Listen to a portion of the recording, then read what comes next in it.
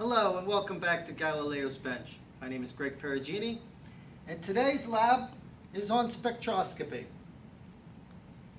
Now, as we saw in our previous lab, the refraction of light happens when it passes from a fast medium to a slower medium and the light is bent. Through a prism, we get colors of the spectrum.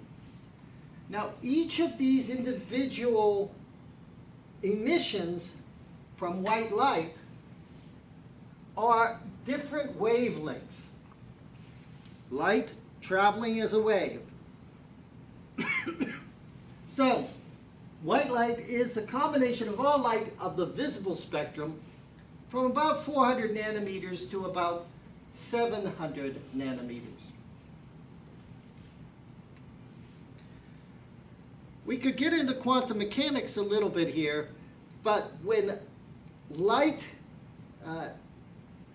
hits electrons, whatever the atom may be, and it excites it to a different energy level, it emits a photon in energy at a certain wavelength. What that means is that every different atom on the periodic table has its own spectral lines that will be emitted.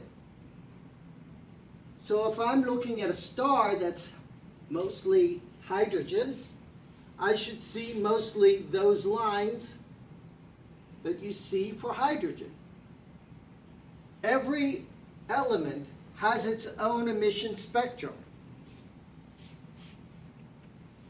Now we could see these emission spectrums using a spectrometer, which is in your kit. The sun gives something known as a continuous spectrum.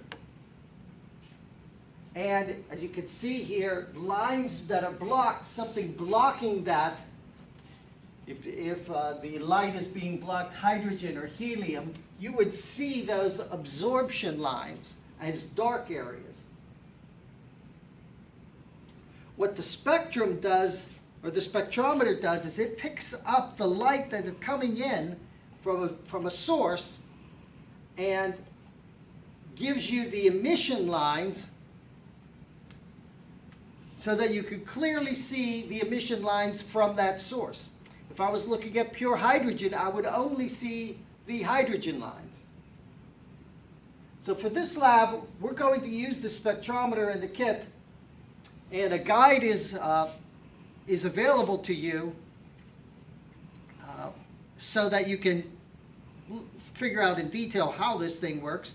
But basically, you look through the smaller end, and you'll see a slit. There's a slit off to the side that you want the light to come through, whatever you're looking at. If I'm looking at a fluorescent bulb, for instance, I would have that slit exposed to that fluorescent bulb. Then I look off in the other direction, and I will see the spectral lines from that source. So you're going to do this for a daylight or a fluorescent bulb or incandescent bulb, shining a laser on a dark image. Once you shine it on the dark image, you could go in and have the slit onto that dark image and see the spectral lines that are associated with this particular laser, as well as with the blue light on the laser. So, in terms of light, white light coming in is a combination of all the light of the spectra, of the visible spectrum.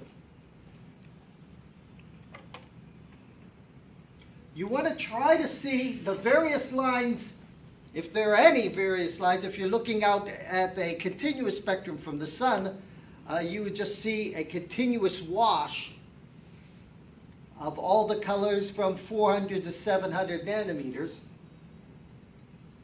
But if you're looking at individual light patterns, say from a fluorescent bulb, you should see individual lines of spectrum based on the chemicals that are in that particular bulb. if it has mercury, for instance, or sodium. So in conclusion, you want to try to see these various lines in the spectrum, or if it's continuous, what the span of light is. Try to look at various emission spectrum as they reflect off surfaces. Say you want to see how it will reflect off a leaf or your skin, and remark on the differences of each light and the interplay with each surface. So good luck.